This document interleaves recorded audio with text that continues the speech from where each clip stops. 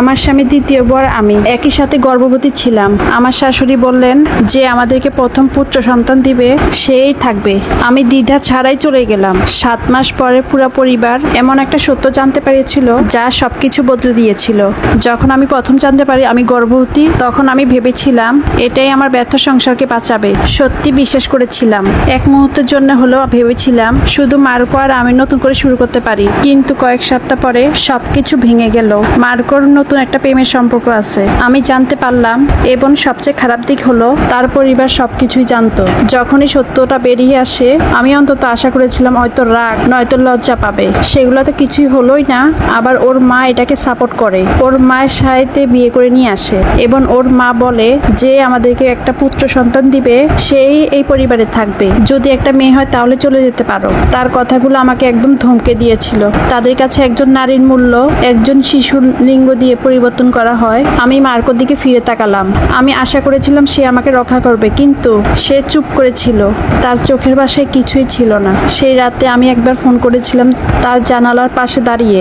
আমি জানতাম সবকিছু শেষ। পেটের বাচ্চা যদি ছেলেও হয়, ঘৃণা এবং কুসংস্কার এই ঘরে আমি কোনোদিন তাকে বড় করতে পারবো না। সেদিন আমি নিজেকে বেছে নিলাম। পরের দিন সকালে উকিলের কাছে গিয়ে আমি আইনি বিচ্ছেদের কাগজ নিয়েছি, তাতে সাক্ষ্য করেছিলাম এবং পিছনে না তাকিয়ে বেরিয়ে এসেছিলাম। ভবনের সামনে আমার মুখ উৎস্র হয়ে গেছিল, কিন্তু আমি প্রথমবারের মতো অনুভব করলাম আমার বুক হালকা হয়ে গেছে। ব্যথা চলে গেছে বলে নয়, বরং আমি স্বাধীনতা বেছে নিয়েছিলাম আমার সন্তানের জন্য।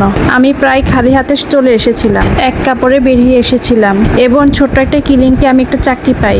আমার পেট বড় হওয়ার সাথে সাথে আমি আবার হাসতে শিখেছিলাম। আমার মা আর কয়েকজন বন্ধু আমার আসল পরিবার হয়ে উঠলো, পরিবারের নতুন রানী। এদিকে এরপর মার মতন সুন্দর নারী নারিসা পরিবারের নতুন রানী। যখন বড় হয় নারিসা একজন সুন্দর মহিলা, বিলাসিতা আচ্ছন্দ। জেরাকুলজের বাড়িতে রানীর মতো স্বাগতম জানানো হয়েছিল, যা তিনি চেয়েছিল তাই পেয়েছিল। অতিথিরা এলে আমার প্রাক্তন শাশুড়ি গর্বের সাথে তাকে পরিচয় করে দিয়েছিলেন, এই সেই মহিলা যে আমাদেরকে ছেলে সন্তান দিবে, যে আমাদের ব্যবসায় উত্তরাধিকারী হবে। আমি কোনো উত্তর দিলাম না, আমি রাগও করিনি। আমি সময়কে বিশ্বাস করতাম। সময় সবসময় দেখায় যে শেষ পর্যন্ত মানুষ আসলে কে।